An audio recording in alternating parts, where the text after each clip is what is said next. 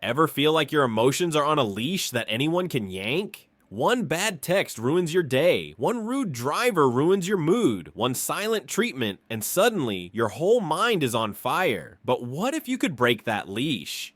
What if your peace became untouchable, so solid it confused people? Today I'll show you how to do exactly that through the real lives of people just like you, because being unbothered isn't luck, it's a skill. Tasha works in one of the busiest trauma centers in Chicago. She's calm when dealing with gunshots and cardiac arrests. But the moment her senior doctor gives her a passive-aggressive comment in front of others, she feels her blood boil. Why? Because her brain isn't broken, it's just ancient, designed to treat disrespect as a life or death threat. Back in caveman days, rejection meant being kicked out of the tribe. Today, it just means someone didn't say thank you or rolled their eyes during a meeting. You can't stop the first reaction, but what you do next is everything. That's where true power begins. David sent a pitch to a client 2 days ago. No reply. He spirals. Did I say something wrong? Are they ghosting me? Nope. Turns out the client was in the ER with their kid. Most people are too absorbed in their own chaos to be plotting your downfall. But we build stories. They're mad at me. It's about me.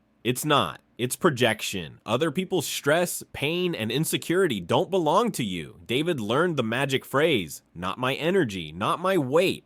Let it bounce off you. Priya used to go to war in every group chat. Someone posts a passive-aggressive meme. Boom, she's typing.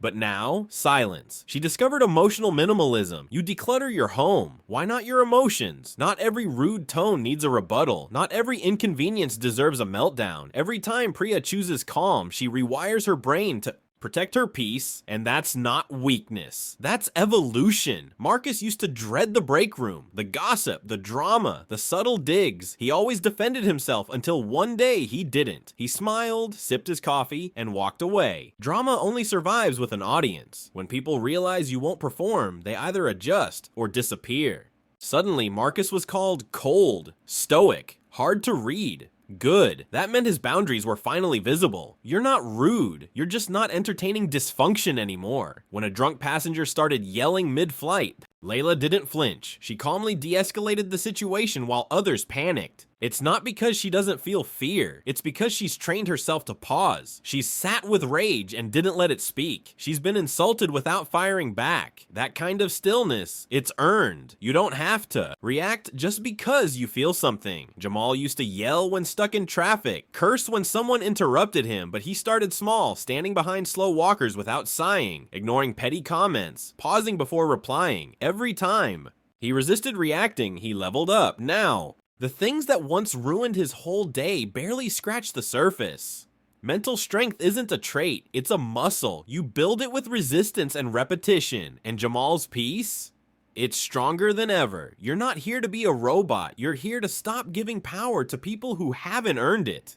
The goal isn't to feel nothing. The goal is to feel deeply and still choose peace. So the next time someone tests you, whether it's a troll, a coworker, or your own anxious mind, remember, you're allowed to pause. You're allowed to protect your energy. You're allowed to walk away, and when you do, you become mentally untouchable.